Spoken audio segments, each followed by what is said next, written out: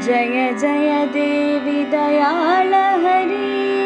जननी सरस्वती पालय माम् अमले कमलासनसहिते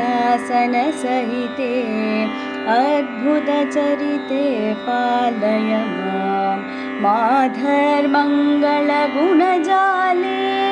मनोज्ञशीले पालय माम् किरीटकुण्डलसुशोभिते किन्नरगीते पालय माम् भगवती भारती गीर्वाणी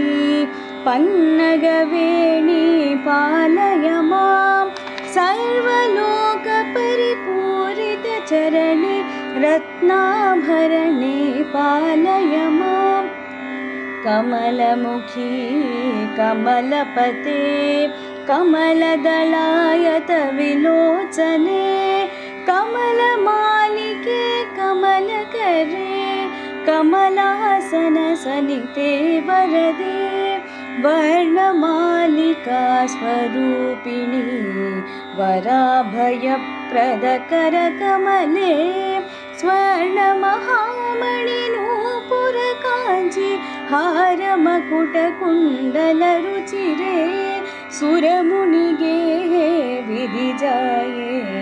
सुष्मितवदने सुरवदने स्वरमय वीणा पुस्तकधारिणि परब्रह्मरूपिणी